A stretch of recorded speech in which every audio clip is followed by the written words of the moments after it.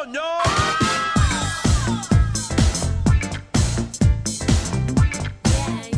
Hey everybody, it's Andy Kushner with The Wedding Biz. This is another episode of The Next Level in which my guest co-host and I discuss the most recent interview of who I consider to be an icon or representing the next generation of icons of the weddings and event industry. And we suss out a few key topics and help translate them into specific strategies that you can use to bring your own business to yet another level.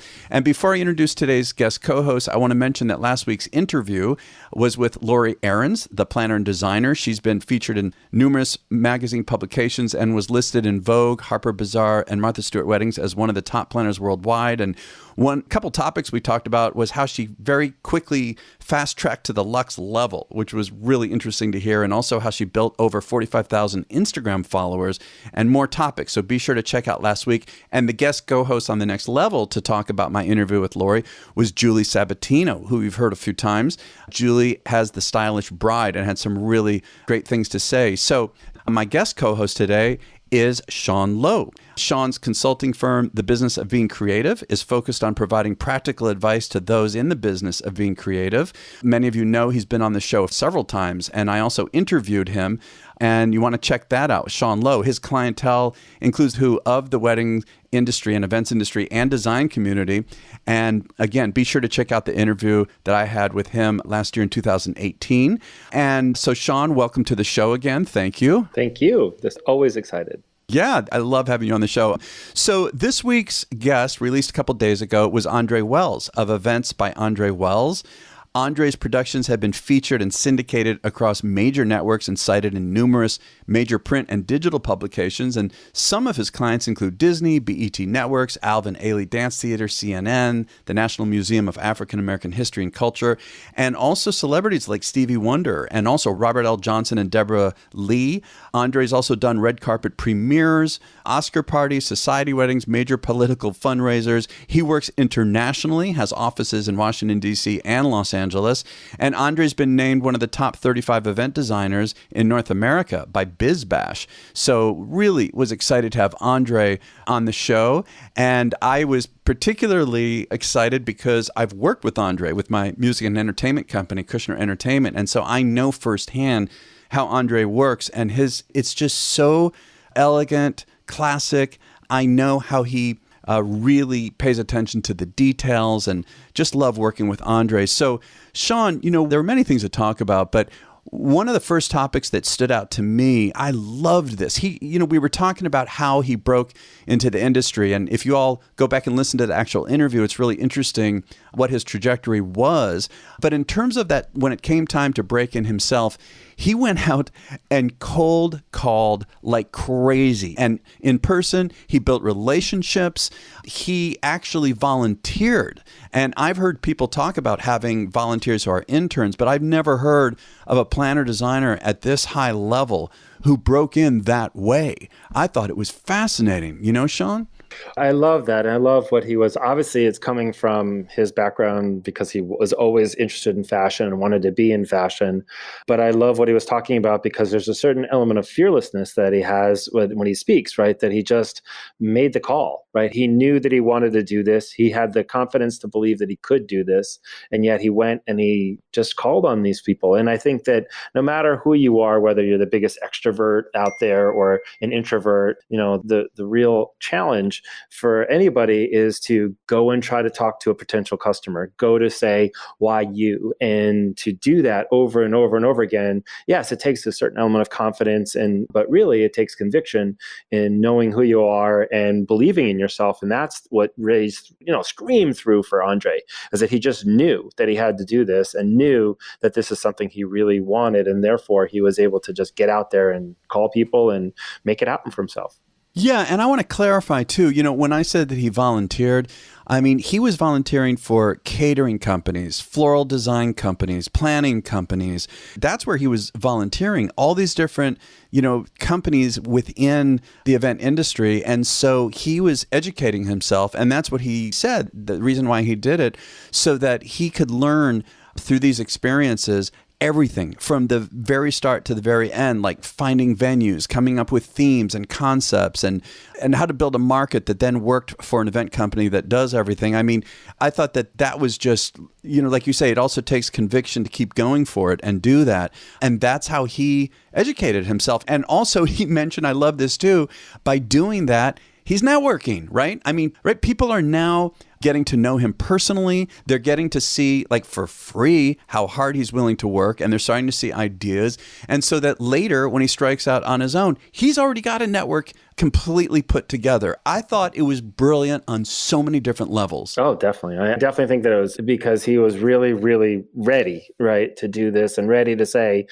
that. To me, there's always the biggest sign of strength is to know what you don't know, right? And to have that sense of humility, to have that sense of desire, to go and say, I'm going to learn this, I'm going to learn this. And in that hunger to learn, I think people see that more than anything, right? It's just that hunger to get better, the hunger to do it. And people believe in that, right? So even when he first got his clients, clearly he's not as skilled as he is today, having done it for as many years as he's done it, right? But now in that beginning moment where he has got that hunger to just get better, that hunger to learn, the hunger to be there, and for people to take him right where he is, to know that he's going to constantly be looking to improve.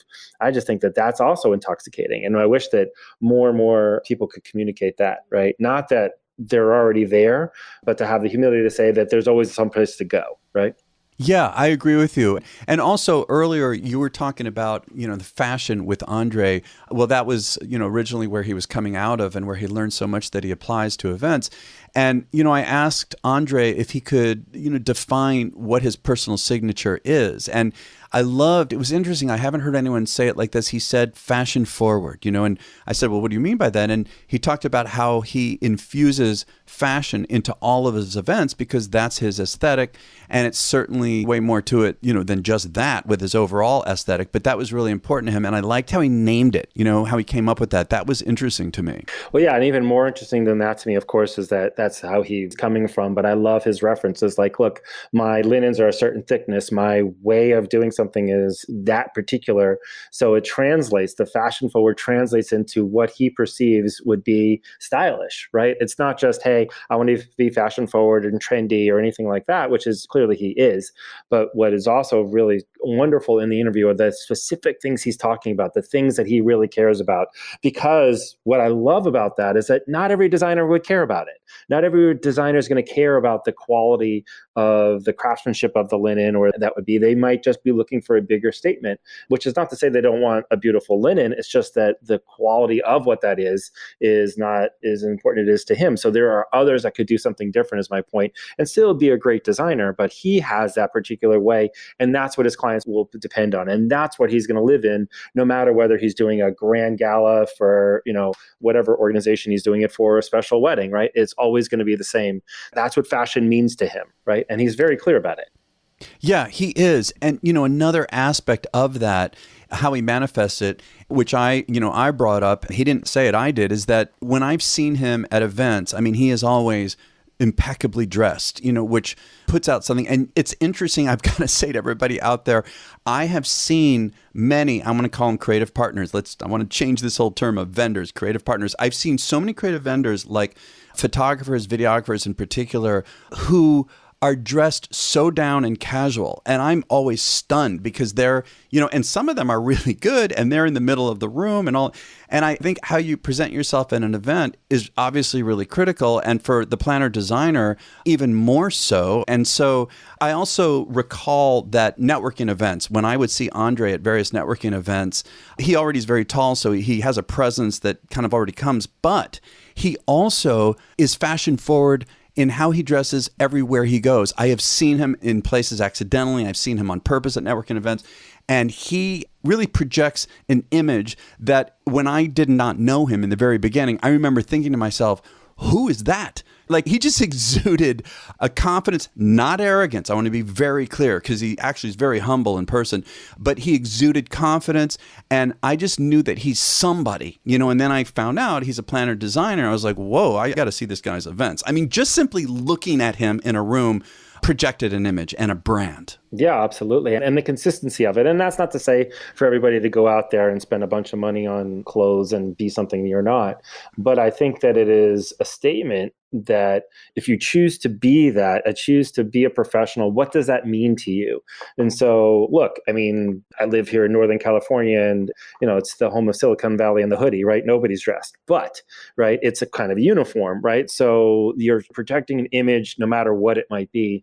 And I love the consistency of his image, right? And the power of his image and what you're responding to, which I think if somebody who he's reaching out for, which is the ultra luxe set, right, they're going to respond to someone like him. And he knows that, right? And so it's all, as much as it's incredibly important for him to be fashion forward, it's also incredibly important for him to be fashion forward because of who he wants to talk to. Right? If he was trying to talk to people that didn't care about that, right, then him being so dressed may not work. But he's never done that, right? He's always gone after the luxury set. He's always gone after a sense of elegance and style. And so it would be unexpected for him to be not dressed, right? And that he is so dressed, I think, is just a real statement to the idea that, everything has to relate to everything else. And he is that, right? Which is awesome.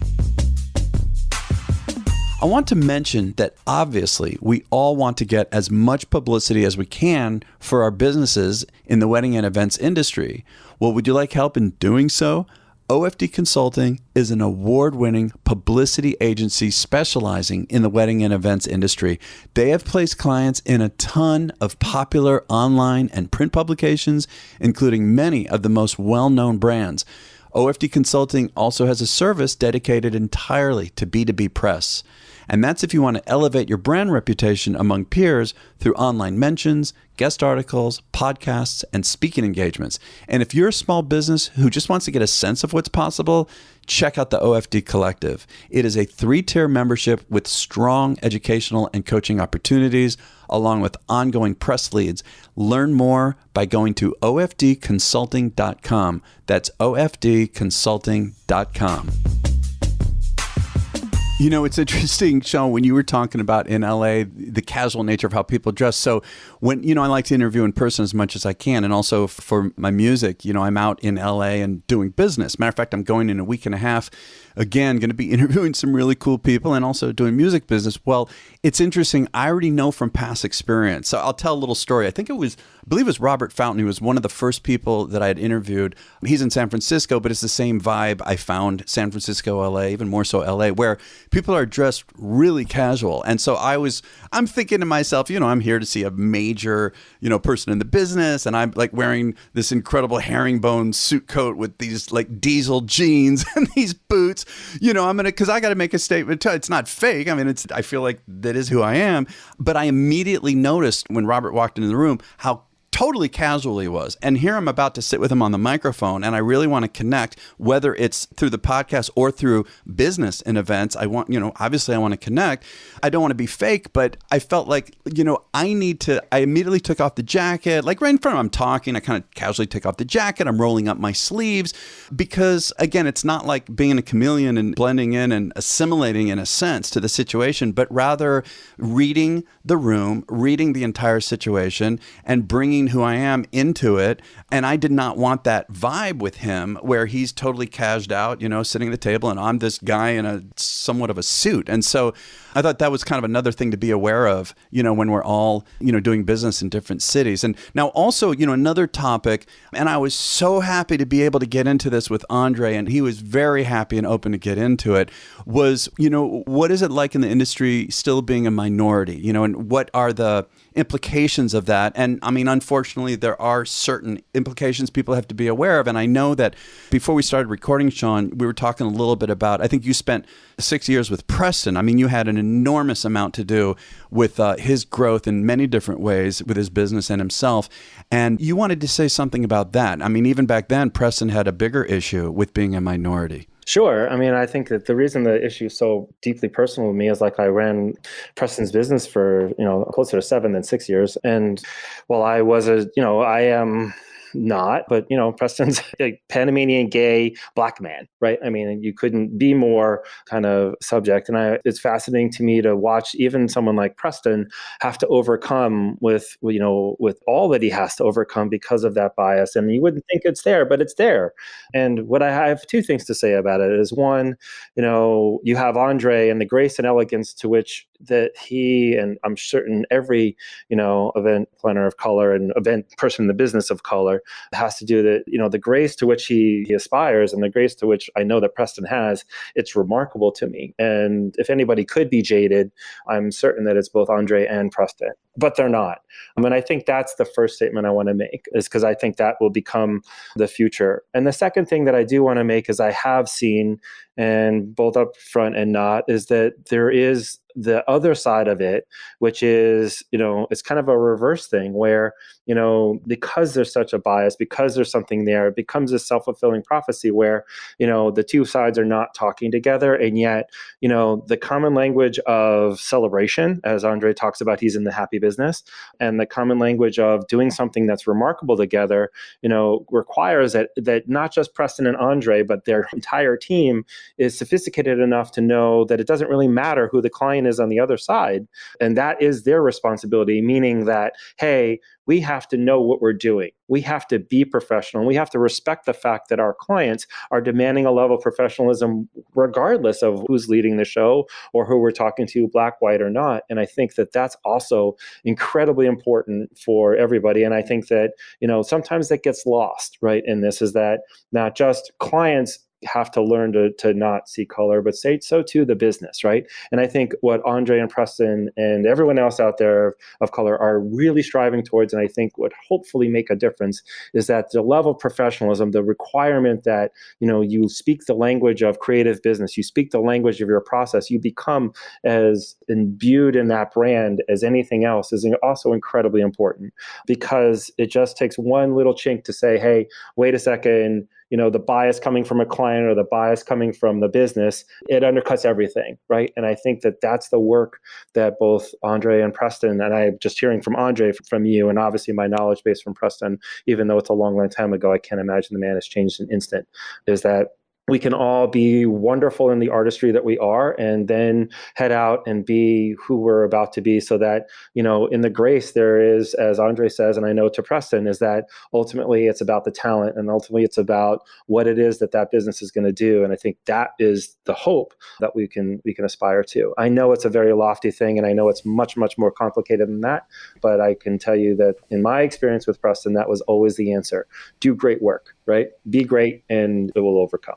Yeah, I agree. It's interesting. I think it was my second interview with Preston. It was just a few months ago. We addressed this, and he, like Andre, had similar way of talking with me about this. That, I can't, of course, there's no way we'll ever understand what it's to be in their shoes. But both of them had, I don't want to say necessarily a sense of humor about it, but they somehow were able to get to a place, at least on these interviews with me, of a lightheartedness about it, so that I believe, so that they could focus on exactly what you're talking about, is that, again, can't imagine what it's like, but to come back to the focus when anything like this occurs, into who they are and the great work that they do, and let that speak for itself. And if there's a client or someone in the business that just can't get past that, move on, but I really love that. And I'm really glad that they both were open to talking about it.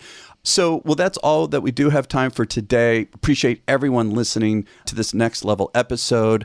I want to mention the place to find out all about Andre Wells. And again, his company is called Events by Andre Wells, and his website is eventsbyandrewells.com. His handle for Instagram and Facebook is the same, Events by Andre Wells.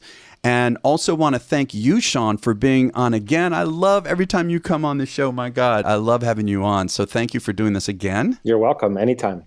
Yeah, and Sean's website, I urge everyone to check it out, is thebusinessofbeingcreative.com. Again, thebusinessofbeingcreative.com. Sean also has a wonderful blog that goes out once a week. Sean, I don't know how you do it, man. You come out, you have so much content you're putting out there. I'm telling you, I have talked to you about doing a podcast. I know you don't want to do one, but if people sign up for this, they're going to really get a lot of good material. What are your social media handles, too? What should people look for? It's either Sean Lowe. I think I'm Sean Lowe at Twitter, and then Sean Lowe 1 on Instagram. But I don't do a lot of Instagram posting, but do a lot of following. Yeah, I noticed that. So go to his website. Also, before I go, everyone, I have some really exciting new stuff. I can't discuss it all right now at this moment, but some very cool things are happening this year with the Wedding Biz podcast. And so I want to ask that you all follow us on Instagram, especially at Wedding Biz Show. I may be changing that name, but right now, Wedding Biz Show, so that you could see what's going on. The website is theweddingbiz.com, and I will keep everyone apprised with some of the changes that are going to be coming up in a few months. And feel free to contact me. I would love to know, what other topics would you like me to cover? Are there any particular people I have not yet interviewed on the show? I have had suggestions that have led to interviewing people. As a matter of fact, in a couple of days, I'm interviewing Jennifer Stein, editor-in-chief of Destination I Do magazine, and that was because someone else had written me with a suggestion and even ideas of what Jennifer would probably talk about, and it grabbed my attention to do it. So write me at andy@theweddingbiz.com. Again, andy@theweddingbiz.com. And thanks for listening to The Next Level, and we are The Wedding Biz.